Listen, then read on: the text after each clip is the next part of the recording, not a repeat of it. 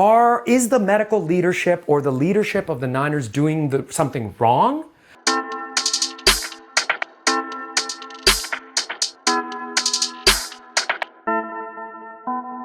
Hey guys, we're back. This is going to be a little mashup video. There's no real big injury, thankfully, that happened that we're going to go do a deep dive into. But there's a few things I wanted to discuss. And on top of which, guess what else got announced? Somebody got engaged. Taylor Swift and Mr. Taylor Swift? Oh, Travis Kelce. Yes. Taylor Swift and Travis Kelce got engaged. Okay. Good news. Who cares? Yeah, who cares? Now, moving on. What do we have and what's worth talking about? So, how do we compare injuries in game versus practice versus preseason injuries? Now, we know that there are a lot of preseason injuries. We also know that there are a ton of in-game injuries, because in-game injuries, you can imagine, you are going full force. You're all out. I mean, did anyone see the hockey playoffs? It was insane how many people were pushing through injuries and getting exhausted. My team, well, the Habs didn't make it very far, but the Oilers, also one of my favorite teams, they just got crushed by the Panthers. But when you talk about in-game injuries, it's almost like that's high risk. It's very likely. And we know that preseason injuries can be very high risk, because either someone's trying to prove themselves or trying to get back into it, or maybe they won the Super Bowl and they ate too much cake, drank too much wine and champagne, and they're a little bloated, right? And they're trying to get back into it. Maybe they have some injuries. But what about practice? How about practice injuries? That can also happen. We know about overuse injuries. So if you push yourself too hard, you can overutilize the natural balance proprioceptive kinematics of your knee or your joint or your shoulder, your hand, your foot and ankle, your back, your hips. Name a body part, you can overuse it. Don't talk about those body parts. This is a family show. Come on. So, how important is practice? Joey? Very important. But you always have to balance the practice versus the overuse. And we've seen it happen. I mean, a recent example is the Niners. They've actually reduced the amount of practice that they do. Now, it doesn't seem like a lot. Is it 2 hours? Is it 90 minutes? Is it 2.5 hours? Is it 3 hours? I don't have a stopwatch to say exactly when does practice start and when does it end. Because there's a lot of components to practice, right? What we may see on the field may not be the end of practice. Where do they go after that? Do they go and do video review? I mean, that's part of practice too, right? Do they go and do an ice bath in the locker room? Do they go and do some stretching with the chiro or the physical therapist afterwards, or other modalities of treatment? We don't know. So what is the definition for every team to encompass practice? Do you get treatment for preventative measures in their medical facility? So there's a lot related to what's practice. So is practice just what we see on the field? I don't think so. There's a lot involved with practice, but we can talk about practice in terms of practicing drills, practicing in-game plays, whether it's on the field, on the basketball court, wherever. I mean, soccer. I mean, we're not exclusive of any sport, especially not cricket. Man, I saw people playing cricket just in the park next door. It was like, wow, this is great. You know, it is Silicon Valley, so of course we're going to have cricket. I mean, everyone from everywhere in all parts of the world are living here. Which is great. I love it. Actually, my daughter said to me the other day that, Dad, I love that we're so close to everything. Oh, that was awesome. Love it. Not saying there's anything wrong with any other area, and boy, it's expensive here, but I love it for a reason, and that's why people love it. So, practice. Did I practice before I did this? Of course not. This is all off the cuff. It's unscripted. That's why it's so crap, right? Can't you tell? Can't you tell? How many times did we rehearse this, Joey? 0. 0. Exactly. So you can tell. None of that is scripted. Of course not. You know, hopefully he cuts it out. But knowing him, he won't cut it out. He'll just throw it in and make me look like a fool on camera because this is live. No, it's not. So what's going on with practice?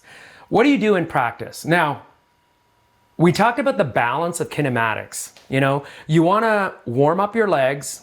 You want to warm up your shoulders, your body. You do your kinematics.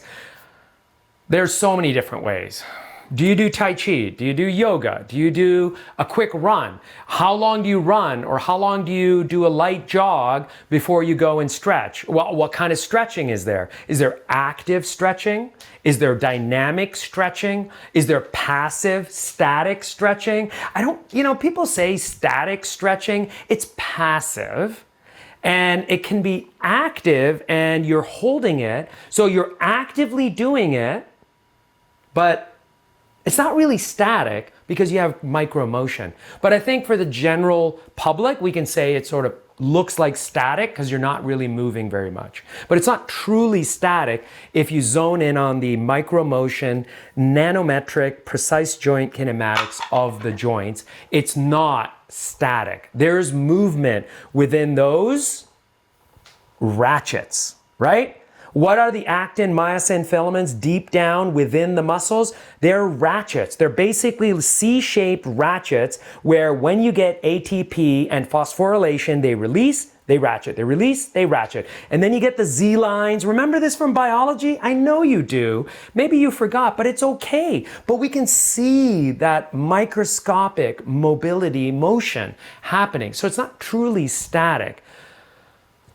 And then there's isotonic, isometric. So there's so many different ways to do it. And then there's linear versus three-dimensional. So what is better? Hey, Charles. Does this look two-dimensional to you, Joey? No. Charles, are you three-dimensional or two-dimensional? Wah, wah, wah, wah, wah, wah. Charles says he is three-dimensional. So you can see when I move this leg, it has structure. It has overall shape and form that can move around, bounce around, right? And he can move around and straighten up. So three-dimensional kinematics, three-dimensional structures. So the quadriceps, for example, I need my other anatomical models, but basically you're talking about quadriceps that are coming down here over the femur bone, okay? And they're not just linear. So when we do stretching and we just do a lunge, that's only doing a few of the fibers in one plane. It's two-dimensional. So that's why mobility exercises, you can almost describe whether it's Tai Chi, whether it's Kung Fu, whether it's Taekwondo. When you have three-dimensional, circular, circumferential, centripetal, centrifugal forces acting, you're actually moving things in 3 dimensions. So for example, if I just do this, what is that? Frontal plane, okay? If I do this, that's sagittal plane. But if I do this and practice throwing a ball, that's the 3-dimensional kinematics of stretching. That's dynamic, but it could also be static. But it's not static because of micro motion, you know that. So you're going like this, and this is how are you stretching? How far back can you go? Uh-oh, uh-oh, uh-oh, here I go, here I go, here I go. I'm back. So, that's okay. It actually popped it back in. I'm good, I'm good. So the kind of motion and the mobility enhancements that can happen really matter. And there's various modalities, various theories. So is 90 minutes of practice enough? No one can say for sure. And here's the thing, when you come up from management down to medical management, to leadership, medical leadership, all the way down to the trainers, the surgeons, the doctors, and the evidence-based approaches for athlete care, there are various hierarchical levels and decisions that are made. So are the Niners practicing enough? Are the Raiders practicing too much? Are the Broncos practicing too much? We're not going to know that answer. We know that there's a ton of injuries. I mean, there are so many injuries on the Niners. I just put what the legend of injury status is. There's no point. But is the medical leadership or the leadership of the Niners doing something wrong? I don't know. They could have made a decision based on evidence-based measurements. I mean, we know Stanford is taking care of the Niners. They've got incredible gait kinematic labs. They have incredible, you got Tom Andriak, you got Scott Delp, you got all these wonderful people working at Stanford, understanding the biomechanics of human mobility. Are you really telling me that they haven't provided some input into how the orthopedic surgeons and the trainers and the therapists and everyone, they have a motion lab. So maybe they, whether published or unpublished, have some data that we don't know in the public eye about what's happening and what the ideal value or numeric value is. And maybe for them, they said, well, you know what? Let's do 90 minutes here because let's do an ice bath. Let's cool them down. Let's get them into a Turkish bath. Warm, hot saunas, Turkish baths have been there for millennia, centuries, right? Maybe they go inside and they're going to warm up in there. We don't know that. There's so much we don't know. But the optics of the reduced practice sessions at the Niners, which actually we'll give you some on-field assessments in a future episode from the Niners because it's open to the public. You can all go watch. You can't. I train at the Niners Stadium and spit all over the athletes. So it's not like you can train there, but anyway, and that's where you can see what's actually going on. But there's a lot, as the public, we don't have. We don't have all the information. Just like when I talk about injuries, I'm probably sharing something of value, right? I'm not just I would hope so. Yeah, exactly. Hopefully there's something you're learning from this, because there's something I know, which I take for granted. I mean, I spent,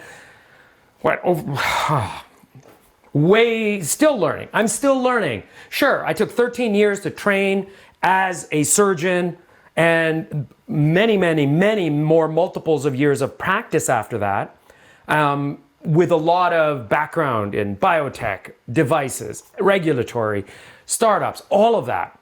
And my startup is in kinematics and injury prevention and optimization. So I think there's something I can share with you, and hopefully there's something that they are trying, that they understand, and they haven't shared with us yet. So before we criticize about the length of practice, we have to realize there are so many different components of practice that we don't know yet.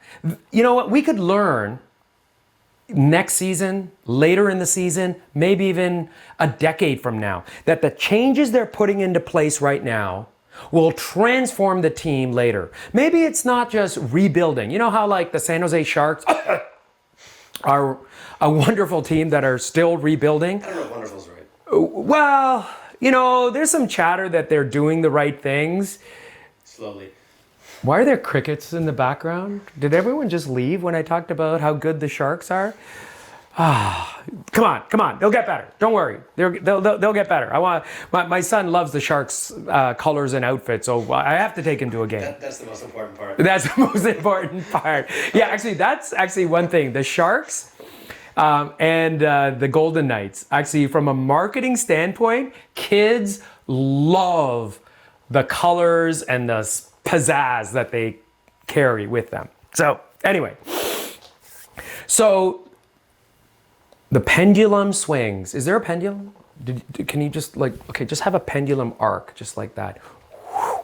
So the pendulum in terms of treatment modalities, physical therapy, surgical indications, treatment, injury prevention, all of that swings. Now, just keep in mind, a pendulum doesn't just swing in one plane. So it could be swinging in the direction of less practice, and maybe the Niners are ahead of that 8-ball. But it also swings circumferentially in 3 dimensions. So there's a host of information that maybe we don't understand or we don't know. And, maybe we'll learn soon. So before we completely ostracize the Niners about their practice sessions and their time, let's just step back and say there is a lot we don't know yet, and we're going to learn more. So I'm hoping for a great season for the Niners, fewer injuries. I'm hoping that there's information that we don't know that's going to be coming out about why their practices on field are reduced. I'm excited. Are you excited? I hope so. If you guys don't know, I happen to be an artist and a writer as well. And first of all, my kids and I co-authored a children's book. It's called Portia the Frog Adventures. Portia Goes Hiking. And believe it or not, we were honored to receive first runner-up in the New York Book Festival. And then we just got the 2025 International Impact Children's Book Award for children's lessons and inspiration. So thank you. I just wanted to let you guys know I'm really proud of my kids. And if you want a link, the link will be down below. Please help support it. It's for the kids. Thank you. And speaking of paintings, I again, humbly proud to say that several of my paintings got accepted into exhibits, and one of them is actually at a gallery down in Laguna Beach. So this has just been an awesome month for that, for art, for writing, for all sorts of things. So there's also been a hand injury. The backup quarterback for the Raiders had a hand injury, Aiden O'Connell, and we're going to talk about him actually next week with a guest hand surgeon. Yes! We're going to do a deep dive with someone who knows hands. All right. See you next time.